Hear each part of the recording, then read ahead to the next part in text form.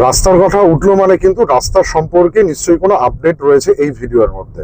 হ্যাঁ, আপডেট কি সেটা বলবো, সবকিছুই বলবো, কন্ডিশনে বলবো। আগের আমাদের যখন রোডের সিরিজে মানে রাস্তার বিভিন্ন সিরিজে ভিডিও বানিয়েছি, তখন আমাকে বারবার অনেকেই প্রশ্ন করেছিল বা কমেন্ট বক্সে লিখেছিলে, দাদা কল্যাণী এমসটা কোথায়, এমসটাকে দেখাতে। আজকে এমস দেখাবো। এমস ছাড়াও দেখাবো হচ্ছে আমাদের অতি পরিচিত যে রাস্তা কলকাতা শিলিগুড়ি NH-12 এ কোনো কিছু আপডেট আছে কিনা বা তার কেমন কন্ডিশন রয়েছে। তো হ্যালো জনগণস, কেমন আছো তোমরা? আমি তোমাদের হোস্ট অর্পণ, আর সাথে বরুণ। আর তোমরা দেখা শুরু করে দিয়েছো ট্রাভেলার্স ডায়েরির আরো একটা নতুন ভিডিও। কল্যাণী এমস আসতে গেলে কিন্তু ওই এক্সপ্রেসওয়ে ধরে কল্যাণী টাউনের ভেতর দিয়ে রেলগেটটাকে ক্রস করতে হবে। ক্রস করে আমরা এখন যে রাস্তাটা ধরেছি সেই রাস্তা ধরে এগিয়ে যেতে হবে এমস এর দিকে। যে রাস্তাটা দিয়ে যাচ্ছি মানে যেখানে কল্যাণী এমস আছে, এই রাস্তাটা কিন্তু NH-12 কে কল্যাণী টাউনের সঙ্গে কানেক্ট করে। এই রাস্তাটায় যারা আমরা এখানে যাতায়াত করেছি আগে, রাস্তার কন্ডিশন সম্পর্কে কিন্তু আমরা জানতাম। অতীব অতীব জঘন্য ছিল এই রাস্তার কন্ডিশন। এখন কিন্তু বর্তমানে এই রাস্তাটাকে আর চেনা যায় না। এই রাস্তাটাও 2x2 ডাবল লেনের রাস্তা হয়ে গেছে। দেখতেই পাচ্ছ রাস্তার কন্ডিশন বেশ ভালো। আর এই রাস্তার ধারে প্রচুর হোটেলস আছে, বার আছে, পেট্রোল পাম্প আছে, সমস্ত কিছু আছে। দেখো এই বাঁহাতে পেট্রোল পাম্প দেখতে পাবে, আবার এখানে দেখো ব্যাংকোয়েট হল, হোটেল, সমস্ত কিছু এই রাস্তার মধ্যে রয়েছে। দেখো যারা নাকি ভাবছো ভারতবর্ষের বিভিন্ন প্রান্ত থেকে বা পশ্চিমবঙ্গের বিভিন্ন জেলা থেকে কল্যাণী এমসে ট্রিটমেন্ট করাতে চাইছো, থাকার একটা সমস্যা থাকে, তাদেরও কিন্তু থাকার সমস্যার সমাধান এখানে পাবে। কারণ দেখো এই রাস্তার দুই ধারে মানে এই যে রাস্তাটা দিয়েছে তার ডান দিক বাঁ দিক দুদিকে কিন্তু প্রচুর থাকার জায়গায় গড়ে উঠেছে। দেখো কথা বলতে বলতেই শুরু হয়ে গেল কল্যাণী এমস এর প্রাচীর। আর যেটা দেখতে পাচ্ছ ওই দূরে যেই বিল্ডিংটা, সেটাই হচ্ছে কল্যাণী এমস। হ্যাঁ, বহু কাঙ্ক্ষিত, বহু চর্চিত কল্যাণী এমস। আর যেটা বলছিলাম দেখো এই যে লাইটিং দিয়ে সাজানো আছে, এইগুলো কিন্তু হচ্ছে থাকার জায়গা। এগুলো রাস্তার দুধারে প্রচুর প্রচুর পরিমাণে এখন গড়ে উঠেছে। এটা হচ্ছে দেখো এই যে কল্যাণী এমস এর ঢোকার এন্ট্রান্স। এটা গেট নাম্বার 1, এটা সরি আগেটা ছিল গেট নাম্বার 2, এটা গেট নাম্বার 3। এখন এই একটা গেট মানে গেট নাম্বার 3টাই কিন্তু মেনলি অপারেট হচ্ছে ঢোকা বেরোনোর জন্য। কল্যাণী এমস এর সামনে থেকে সোজা আমরা এখন বেরিয়ে চলেছি হচ্ছে NH-12 এর দিকে। হ্যাঁ, NH-12 কিন্তু একটা গুরুত্বপূর্ণ রাস্তা, যেটা নাকি কলকাতা শিলিগুড়ি। আমি এটাই বলবো। তাছাড়া বলবো কলকাতা থেকে যারা আমরা নর্থ বেঙ্গল বা নর্থ ইস্ট বা সিকিম ঘুরতে যাই, যে কোনো কমন ডেস্টিনেশন হোক বা অফবিট ডেস্টিনেশন হোক, সেক্ষেত্রে মোস্ট ইম্পর্টেন্ট রাস্তা হচ্ছে এই NH-12। এই NH-12 এর আমি প্রচুর ভিডিও আগে বানিয়েছি। এর কন্ডিশন কতটা কিভাবে গড়ে উঠেছে, কতটা আপডেটস, সেই সমস্ত ভিডিও কিন্তু আমাদের চ্যানেলে আছে। তোমরা আমাদের চ্যানেলে ঢুকে সেই ভিডিওগুলো দেখতে পারো। আমি অবশ্য তোমাদের জন্য আগের সমস্ত ভিডিওর লিঙ্ক এই ভিডিওর ডেসক্রিপশন বক্সে দিয়ে দেবো। দেখো উপরের যে ফ্লাইওভারটা পাস করলো ওটা সোজা জাগুলি থেকে এসে টান টান চলে আসছে বিরোহিতে। আর আমি যেহেতু কল্যাণী থেকে মানে আমরা যেহেতু কল্যাণী থেকে আমাদের বাড়ি রানাঘাটে যাচ্ছি, সেই জন্য ফ্লাইওভারের পাশ থেকে সার্ভিস রোড ধরে এগিয়ে চলেছি বিরোহির দিকে। আর দেখো আপডেটস এর মধ্যে সবারই প্রথমে যে আপডেটটা দেখাই সেটা হচ্ছে ফ্লাইওভারের ইচ অ্যান্ড এভরি লাইট পোস্টের লাইট কিন্তু জ্বলা শুরু হয়ে গেছে। মানে NH-12 সম্পূর্ণভাবে বিউটিফিকেশনের পর কিরকম দেখতে লাগবে তারই ঝলক উঠবে এই ভিডিওতে। হ্যাঁ, নাইট ড্রাইভ আমি ব্যক্তিগতভাবে খুব পছন্দ করি। আর রাত্রের দৃশ্য, সিনসিনারি, সমস্ত কিছু ভালো লাগে। দেখো কথা বলতে বলতে আমরা চলে আসলাম কিন্তু বিরোহী টোল প্লাজা বা টোল গেটের দিকে। বিরোহী টোল গেট দেখো বড় আপডেট, সবুজ সিগন্যাল জ্বলছে, তার মানে টোল গেটে টোল নেয়ার কাজ শুরু হয়ে গেছে। হ্যাঁ, তোমরা যারা নাকি নর্থ বেঙ্গলের দিকে বা নর্থ ইস্টের দিকে যেতে NH-12 বা ওল্ড NH-34 ধরে, সেখানে যে কটা টোল দিতে তার থেকে এখন আর একটা বেশি টোল দিতে হবে। সেই টোলটা হচ্ছে বিরোহী টোল প্লাজার টোল। টোল কালেকশন কিন্তু স্টার্ট হয়ে গেছে। আর আমরা প্রসিড করছি টোল গেটের দিকে টোল কাটানোর জন্য। পুরো টোল গেটের একবার দেখে নাও, সমস্ত সিগন্যাল কিন্তু গ্রিন। গ্রিন মানে বোঝাই যাচ্ছে যে টোল গেট চালু হয়ে গেছে। লাইন পড়ছে, জ্যাম পড়ছে, মনে হয় সদ্যই টোল গেটটা ওপেন হয়েছে, এখনো সিস্টেম বা যারা টোল কালেক্ট করছে তারা সরগর বা পটু হতে পারেনি, সেই জন্য টাইম লাগছে। কেন টাইম লাগছে জানি না, লাইন এখানে আটকে আছে। এই হচ্ছে বিরোহী টোল, আমরা টোলে দাঁড়িয়ে গেছি, ফাস্ট্যাগ রিডিং চলছে, ফাস্ট্যাগ হয়ে গেল, কেটে নিল, আর এখানে টোলের মূল্য 105 টাকা।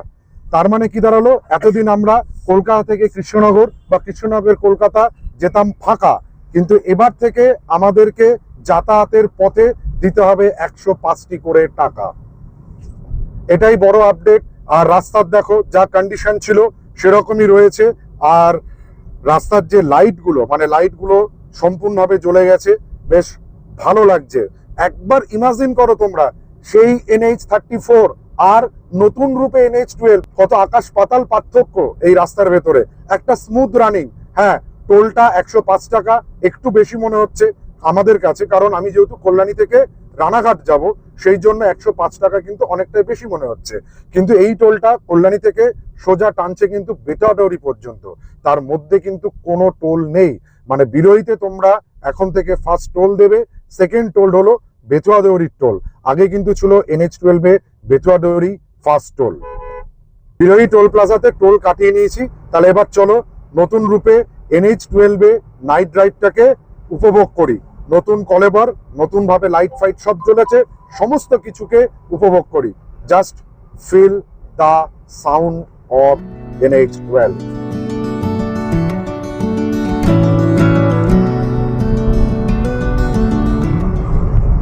রোড কন্ডিশন কিন্তু খুব ভালো, চমকপ্রদ, টোল দিয়ে শান্তি আছে। যদি সারা বছর মানে এইরকম রোড কন্ডিশন, এরকম স্মুথ রোড যদি আমাদেরকে NHAI উপহার দেয়, তাহলে 105 কেন, আমি 210 টাকা দিতেও রাজি আছি।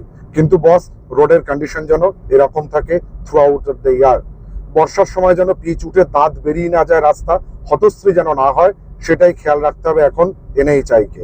আমরা টোল দেব, তোমরা আমাদেরকে পরিষেবা দেবে, এটাই হচ্ছে নিয়ম, এটাই চলতে থাকবে, এটাই প্রসেস। এটা যেন মেনটেন করে NHAI, সেটা কিন্তু অ্যাপিল জানাবো NHAI কর্তৃপক্ষ এবং ভারত সরকারের সড়ক মন্ত্রণালয়কে। দেখো বিভিন্ন ডিসপ্লে বোর্ড এখানে লাগানো হয়েছে, ডিসপ্লে বোর্ড গুলোতে ওয়েলকাম টু NH-12 লেখা থাকছে, এবং সতর্কীকরণ বার্তা যেগুলো থাকে, সেফটি বেল্ট পরো, মানে সিট বেল্ট পরো, গাড়ি নিয়ন্ত্রণে চালাও, ওভার স্পিড পরো না, হেলমেট পরো, এই সমস্ত কিছু লেখা আসছে এই ডিসপ্লে বোর্ডে। আমার আর বরুণের কাছে একটা ভালো লাগার জায়গা থেকেই যাচ্ছে, কারণ NH-34 থেকে NH-12 কনভার্সনটা, প্রতিটা স্টেপ আমরা কিন্তু নিজেদের চোখে রানাঘাট থেকে SSK আমাদের কর্মস্থলে যাওয়ার সুবাদে প্রতি মুহূর্তে দেখেছি। অনেকেই দেখেছেন, অনেকেই দেখেছো তোমরা, বাট আমরা দেখেছি, এই জন্য আমাদের কাছে একটা ভালো লাগার জায়গা রয়েই গেছে। আর কথা বলতে বলতেই চলে এসেছি কিন্তু চাকদাতে। চাকদায় ঢুকছি, আর একটু এগুলোই চাকদার চৌরাস্তার ফ্লাইওভার। মানে এই রোডের যে কটা ফ্লাইওভার আছে, সব কটা ফ্লাইওভারই ওপেন হয়ে গেছে, কোনো ফ্লাইওভার আর বাকি নেই। মানে অনেকদিন আগেই ওপেন হয়ে গেছে। টোলটাও আজকে দেখলাম এসব পথে চালু হয়ে গেছে। মানে NH-12 যেটুকু সম্প্রসারণ হয়েছে সেকেন্ড ফেজে, সেখান থেকে শুরু করে একেবারে টানটান শিলিগুড়ি পর্যন্ত কমপ্লিট। মানে তোমাদের আর কোনো অসুবিধা হবে না এই রুট ধরে, মানে এই রাস্তাটা ধরে নর্থ বেঙ্গল, নর্থ ইস্ট বা সিকিম অনায়াসেই চলে যেতে পারো খুব কম সময়। কম সময় মানে দূরত্ব কমেনি, রোডের কন্ডিশন ভালো হওয়ার জন্য কিন্তু সময়টা কমে গেছে।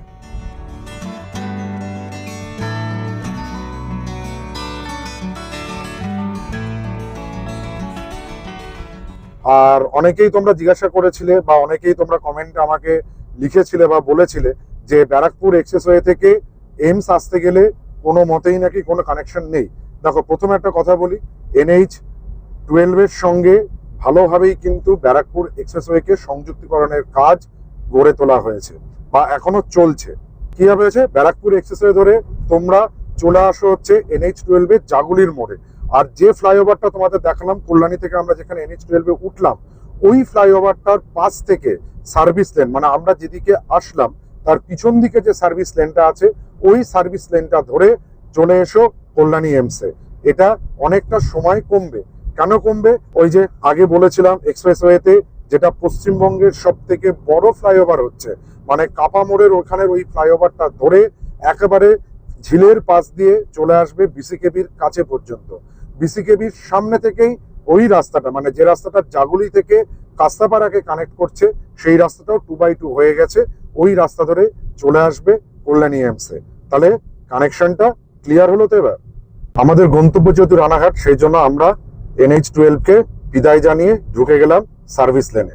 আর যারা কৃষ্ণনগর বা আরো দূরে যেতে চাইছো, নর্থ বেঙ্গলের দিকে শিলিগুড়ি, তারা কিন্তু এই যে সার্ভিস লেনের ডান দিকে যে রাস্তাটা চলে গেছে, এটা ধরে ফ্লাইওভার হয়ে মিশন গেটের উপর দিয়ে পাস করে চলে যাও তোমাদের গন্তব্যের দিকে। কল্যাণী থেকে 20 মিনিটের মধ্যেই আমরা এসে পৌঁছে গেছি আমাদের গন্তব্য রানাঘাটে। হ্যাঁ, গন্তব্য যেহেতু রানাঘাট, সেই জন্য ভিডিওটাও এই পর্যন্ত। এই ছোট্ট ভিডিওয়ে তোমাদের জন্য যে মোস্ট ইম্পর্টেন্ট মেসেজটা তুলে ধরলাম বা ইনফরমেশনটা দিলাম, সেটা হচ্ছে বিরোহী টোল প্লাজা চালু হয়ে গেছে। অতএব ফাস্ট্যাগটাকে রিচার্জ করে রাখো, কারণ এখন যাতায়াতের জন্য 4 চাকার ক্ষেত্রে, মানে ছোট গাড়ির ক্ষেত্রে দিতে হবে 105 টাকা, আর বিভিন্ন বড় গাড়ির ক্ষেত্রে বিভিন্ন রেট এখানে নির্ধারণ করেছে NHI। আর অ্যাজ ইউজুয়াল সমস্ত টোলের মতন এই টোল প্লাজা দিয়েও 2 চাকা কিন্তু উইদাউট এনি টোল বেরিয়ে আসবে তার গন্তব্যের দিকে। ভিডিওটা যদি ভালো লাগে তাহলে আমাদের চ্যানেল ট্রাভেলার্স ডায়েরিকে সাবস্ক্রাইব করো, পাশে থাকা বেল আইকনটিকে প্রেস করো, সবার আগে নোটিফিকেশন পাওয়ার জন্য লাইক করো, কমেন্ট করো, শেয়ার করো। টাটা।